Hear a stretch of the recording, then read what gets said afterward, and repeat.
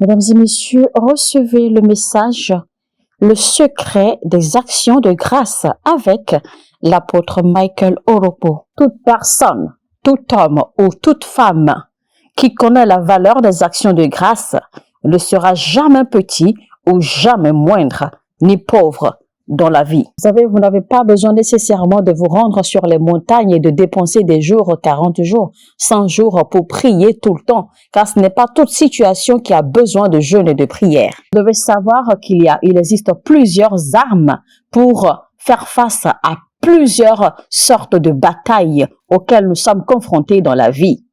Et vous devez comprendre l'importance de l'acte des actions de grâce. Il y a des batailles, si vous leur faites face avec la prière, vous risquez de mourir. Il y a des batailles, si jamais vous leur faites face avec votre intelligence ou vos propres connaissances, vous risquez d'y perdre la vie. Il y a des batailles qui ont besoin d'être vaincues à travers les louanges, à travers les adorations, à travers les actions de grâce, aussi puissantes que la prière soit comme une arme de combat spirituel. L'action de grâce est également une arme très efficace, une des armes les plus puissantes également dans le combat spirituel, une arme très importante que le croyant doit connaître et maîtriser et savoir à quel moment l'utiliser. Il est également important de comprendre que faire des actions de grâce, ce n'est pas une décision que vous prenez ou un choix.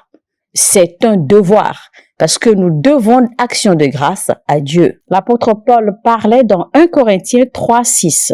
Il a dit « Moi j'ai planté, Apollos a arrosé, mais c'est Dieu qui fait croître. » Écoutez-moi très attentivement, frères et sœurs, chers téléspectateurs. Tous les aspects de notre vie, dans toutes les dimensions et toutes les œuvres de notre vie, avec tous les actes et manifestations que nous voyons dans notre vie, toutes ces choses, toutes ces manifestations ou tous ces événements dans notre vie sont la signature propre, l'empreinte même d'une main invisible, une main divine, Dieu.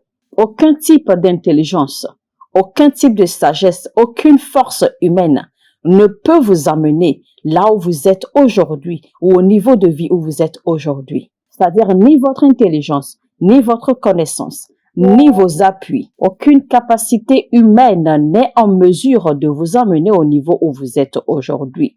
Toutes choses que vous avez eues dans la vie, tout ce dont vous avez joui dans la vie, c'est Dieu qui en est l'auteur. Et donc c'est une bonne chose de toujours remercier Dieu pour, parce que nous lui devons action de grâce. Maintenant, je m'en vais vous donner quelques éléments ou quelques bénédictions qui découlent des actions de grâce. Premièrement, les actions de grâce déclenchent la croissance, la multiplication. Spécialement vu que nous sommes en Afrique, nous avons besoin de croissance et de multiplication chaque jour. Vous devez être conscient que le système du monde est défini de sorte à vous drainer. Il est défini de sorte à vous sucer. Il est défini de sorte à vous décourager, à vous rabaisser. Écoutez ce que la Bible dit dans Jérémie 33, verset 22. Tout comme les astres du ciel ne peuvent se compter et le sable des mers ne peut se mesurer, je rendrai innombrable la descendance de David, mon serviteur, ainsi que les Lévites qui sont à son service. Ça veut dire qu'il existe un système de multiplication, un système de récompense, un système de croissance en Dieu qui est capable de multiplier un homme au point où la génération de cet homme peut ne pas être comptée. Alors, quels sont ces systèmes qui provoquent la croissance dans la vie d'un homme qui pratique les actions de grâce? Nous verrons cela dans Jérémie 30, verset 19. Du milieu d'eux s'élèveront des accents de reconnaissance, le bruit de gens en fête. Je les multiplierai, leur nombre ne décroîtra plus. Je les honorerai et ils ne seront plus méprisés. Faire des actions de grâce n'est pas quelque chose que vous faites au hasard. C'est quelque chose que vous planifiez de façon volontaire et intentionnée en toute conscience. Pendant que les actions de grâce s'élèvent, La multiplication, la croissance descend sur la terre. Alors, quand vous croisez un chrétien qui ne multiplie pas, ou qui ne se multiplie pas, ou un chrétien qui n'avance pas, ou qui ne croit pas, eh bien, cela veut simplement dire que ce dernier manque d'action de grâce. Parce que ce n'est pas seulement vos efforts, ce n'est pas seulement votre travail, votre carrière, votre emploi, vos business, etc. qui provoquent la croissance ou la multiplication. Il existe plusieurs mystères qui provoquent la croissance, qui provoquent la multiplication d'un homme. Deuxième bénéfice des actions de grâce. Les actions de grâce déclenchent la délivrance. Après que Paul et Silas aient été frappés, bastonnés et jetés injustement en prison, ils étaient désespérés. Alors la Bible fait comprendre dans Actes 16, 25 que Paul et Silas, au milieu de la nuit, prièrent et chantaient des louanges de Dieu. Et les autres prisonniers les écoutaient. Et que tout à coup, un violent tremblement de terre secoua la prison jusque dans ses fondations, et que toutes les portes s'ouvrirent à l'instant même et les chaînes de tous les prisonniers se détachèrent. Il y a certaines délivrances qui ne se produiront jamais jusqu'à ce que vous appreniez l'acte des actions de grâce, jusqu'à ce que vous appreniez l'acte des louanges. Vous devez également savoir que la plupart des activités angéliques se produisent dans des atmosphères ou des environnements où il y a toujours de la louange. C'est pourquoi même si vous ne pouvez pas prier, vous ne devez pas rester silencieux. Vous avez le devoir de chanter des louanges et d'offrir des danses à l'Éternel. Il y a plusieurs ou certaines opportunités que vous ne pourrez jamais saisir de par les prières ou encore par les jeûnes. Vous avez simplement besoin de vous enfermer chez vous.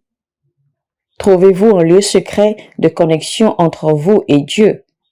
Offrez-lui des chants de louange, offrez-lui des danses et vous verrez que ces portes, ces opportunités s'ouvriront à vous aisément. Troisième bénéfice des actions de grâce.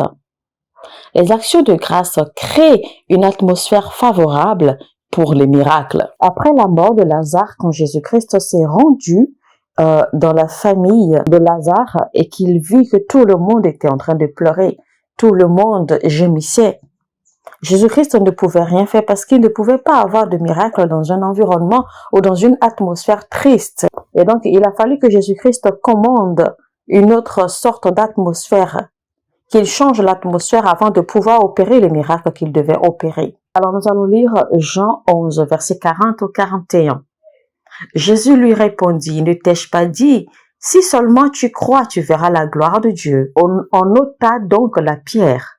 Alors Jésus, tournant son regard vers le ciel, dit, « Père, tu as exaucé ma prière et je t'en remercie. » Si vous voulez expérimenter des miracles, assurez-vous que votre atmosphère est chargée de louanges, chargée d'actions de grâce, chargée de remerciements. C'est pour cela qu'avant même que Jésus-Christ n'ait commandé à Lazare de revenir à la vie, Jésus-Christ a d'abord levé ses mains vers le ciel et remercié Dieu. Il a d'abord rendu grâce à Dieu pour tout ce qu'il fait, pour les prières exaucées et pour ce qu'il s'apprête à faire. Parce qu'il savait que sur la base de cela, Dieu n'avait pas d'autre raison que de l'exaucer. Alors après seulement avoir rendu grâce, au verset 43, la Bible dit maintenant qu'il cria d'une forte voix et dit, « Lazare, sors de là !»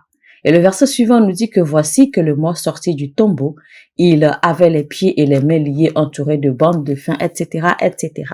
Et donc c'est seulement après avoir rendu grâce que Jésus-Christ a eu l'audace, le courage et la foi et la force et l'autorité d'accord de commander à Lazare de revenir à la vie.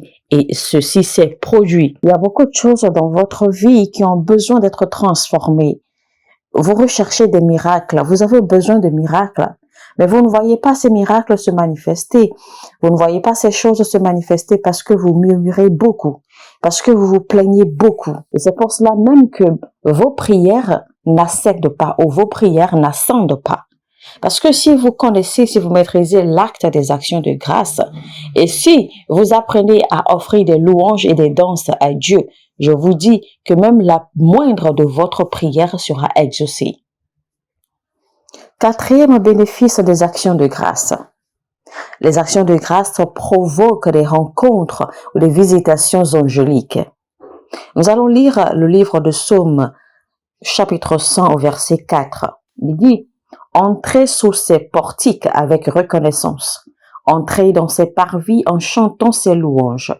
Rendez-lui votre hommage et louez-le pour ce qu'il est. » Ce qui veut dire que quand un homme offre des actions de grâce, des louanges à Dieu, quelque chose se produit dans le règne spirituel. Les portails ou les portiques de l'Éternel s'ouvrent. Quand vous croisez des gens qui vous narrent ou qui partagent avec vous leurs histoires, leurs témoignages, etc., régulièrement, c'est parce qu'il y a quelque chose en eux, c'est parce qu'il y a une disposition de leur cœur. C'est parce que leur âme est disposée. C'est parce que leur âme est remplie d'actions de grâce. Leur âme est remplie de reconnaissance et de joie et de louange. Donc, en temps normal, nous ne sommes pas supposés manquer de miracles et de visitations angéliques si véritablement notre vie est une vie remplie d'actions de grâce, de joie et de louange. Voyons ce qui s'est passé dans 1 Roi chapitre 3 au verset 4 qui parle du roi Salomon.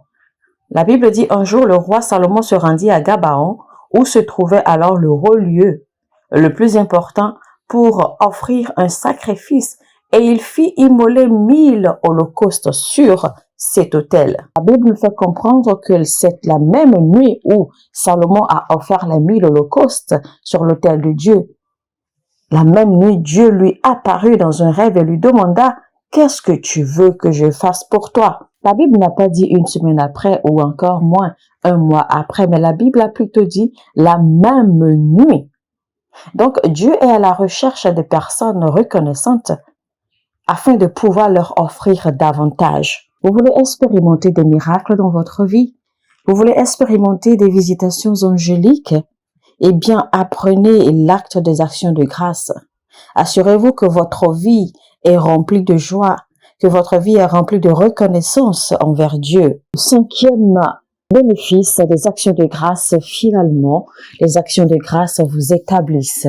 Dans Luc 17, nous voyons bien que Jésus-Christ a prié pour des lépreux qui étaient guéris.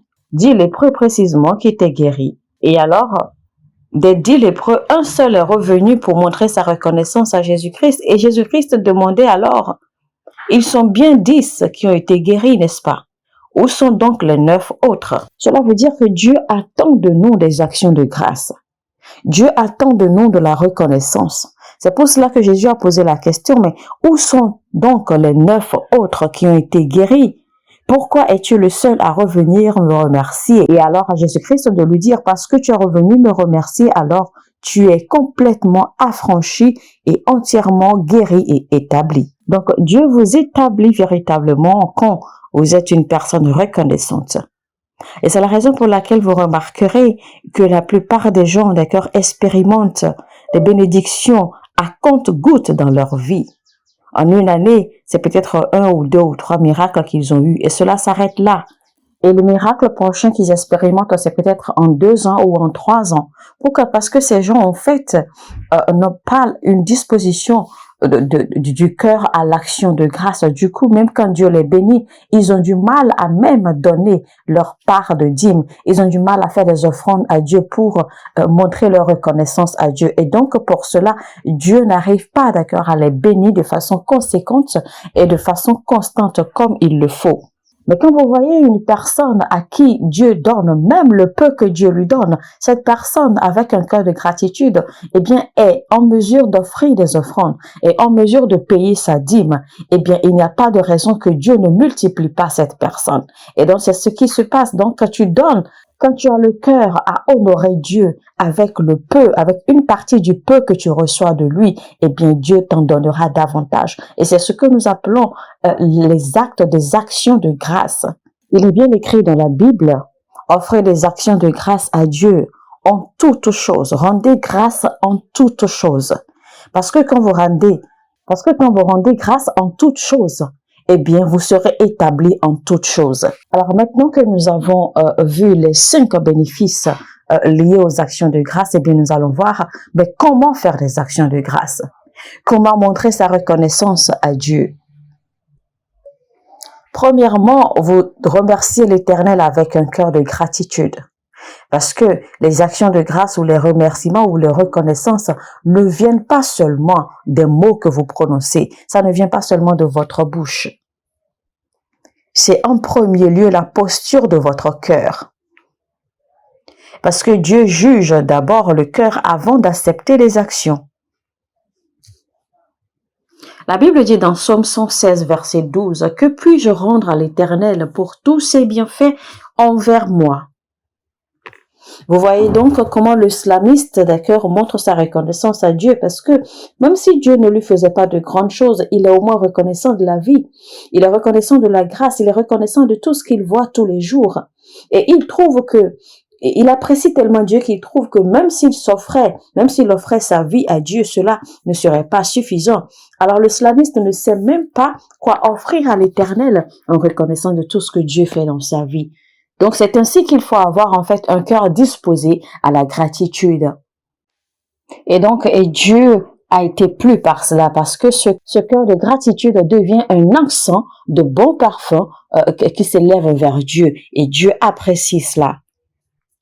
Donc, les actions de grâce ou la reconnaissance à Dieu commencent avant tout de votre cœur. Il faut d'abord avoir un cœur de gratitude, un cœur sincèrement reconnaissant. Deuxième façon d'offrir des actions de grâce à Dieu, eh bien, c'est par vos louanges, c'est par vos paroles, c'est par vos adorations, c'est par vos adulations, la façon dont vous l'invoquez, la façon dont vous l'adulez, la façon dont vous l'appréciez, la façon dont vous l'exaltez, vos louanges, vos chants de louanges, vos pas de danse. Il est dit dans Hébreux 13, verset 15. Par Jésus, offrons donc en tout temps à Dieu un sacrifice de louange qui consiste à célébrer son nom. La Bible parle bien des louanges qui sortent de nos lèvres, les louanges qui sortent de notre bouche, la façon dont nous l'apprécions, la façon dont nous le célébrons. Et donc, ne permettez pas que ce qui sort de votre bouche soit capitalisé sur des besoins, des plaintes, des murmures, etc. Que la plupart de ce qui sort de votre bouche soit des paroles d'appréciation, des paroles de reconnaissance, des paroles d'honneur à Dieu, des paroles d'action de grâce vers Dieu. Et ceci sans considération aucune de ce que vous pouvez traverser. Troisième façon de montrer sa reconnaissance, d'offrir des actions de grâce à Dieu, c'est de s'offrir comme sacrifice vivant, c'est de se livrer à son service, au service de Dieu, au service de l'œuvre dans sa maison, dans son temple. Il est dit dans 2 Corinthiens 5, 14, 15. En effet, l'amour du Christ nous étreint, car nous avons acquis la certitude qu'un seul homme est mort pour tous. Donc, tous sont morts en lui.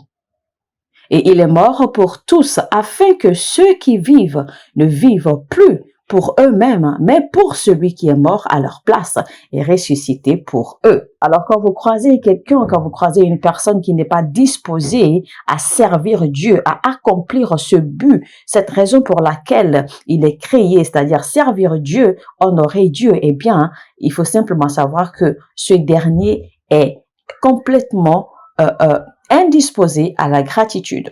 Ce dernier n'est pas prêt, d'accord, à montrer reconnaissance ou à honorer Dieu. Quatrième façon de remercier Dieu ou de faire des actions de grâce à Dieu, eh bien, c'est par les dons et les offrandes. Vous savez, malheureusement, dans la société, quand vous commencez à parler de ces choses, surtout de cette façon de faire des actions de grâce en utilisant des choses matérielles et tout cela, il y a certaines personnes qui ne comprennent pas les principes du royaume, eh bien, se soulèvent contre cela, parlent contre cela, critiquent cela. Beaucoup de personnes pensent que c'est une façon de profiter des gens ou d'escroquer les gens, alors qu'en réalité, eh bien, c'est une base des écritures bibliques et nous ne pouvons pas malheureusement effacer cela.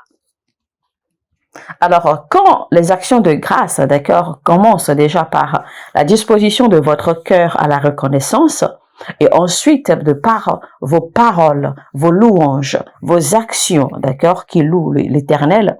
Et ensuite, atterrissent maintenant à votre disposition à rendre service dans la maison de Dieu. Eh bien, obligatoirement, cela doit impacter sur vos ressources parce que il n'y a pas de raison que vous puissiez dépenser votre temps, votre énergie, votre voix, vos talents, tout ce que vous voulez pour montrer reconnaissance à Dieu si vous n'impliquez pas vos ressources.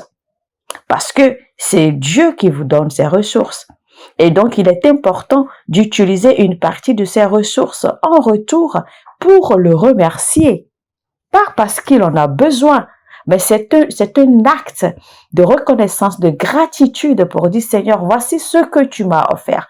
Voici les ressources que tu me donnes. Voici les biens que tu me donnes. Voici, j'utilise telle partie. Voici, j'utilise ceci pour te remercier en retour. La Bible nous fait comprendre que là où se trouve le trésor d'un homme, se trouve son cœur. Donc, tu ne peux pas dire à Dieu, tu ne peux pas confesser à Dieu que tu l'aimes, que tu l'apprécies et que tu ne puisses pas, d'accord, lui donner de tes ressources. En fait, l'une des meilleures façons, d'accord, de montrer sa reconnaissance à Dieu, eh bien, c'est à travers vos ressources.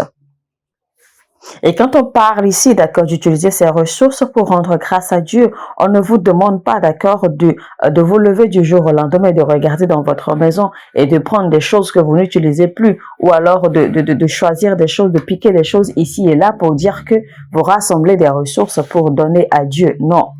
Parce qu'en réalité, la qualité de vos actions de grâce vient de la qualité de votre cœur à être reconnaissant à Dieu. Ce que vous faites pour Dieu est une mesure de votre gratitude. C'est une mesure de votre honneur, de votre adoration en son nom. Alors pour finir, vous offrez des actions de grâce à Dieu à travers vos chants et à travers vos danses. Mais vous savez, malheureusement, quand on arrive à ce sujet, eh bien, il y a des gens qui sont tellement mal à l'aise même à danser devant Dieu, à danser, à louer et à se laisser à la danse devant la présence de Dieu. Alors qu'ici, nous parlons du même Dieu devant lequel des rois ont dansé affolés jusqu'à se retrouver nus. Il est dit dans Psaume 69, verset 30, « Je suis malheureux et je souffre, mais ton secours, ô Dieu, me mettra à l'abri. Alors, je te louerai, ô Dieu, dans mes cantiques et je proclamerai ta gloire par ma reconnaissance. » Dans Psaume chapitre 100, verset 1, au verset 3, il dit « Acclame l'Éternel, ô terre tout entière. Servez l'Éternel avec joie, entrez en sa présence avec des chants joyeux. Sachez que c'est lui seul, Éternel, qui est Dieu. C'est lui qui nous a fait. Nous lui appartenons et nous sommes son peuple, le troupeau de son pâturage. » Il est dit dans Psaume 105, verset 1, « Chantez à sa gloire et célébrez-le en musique. Racontez sans cesse toutes ses merveilles. » Donc, toute personne qui veut de façon authentique remercier l'Éternel, eh bien, doit lui offrir des chants et des danses.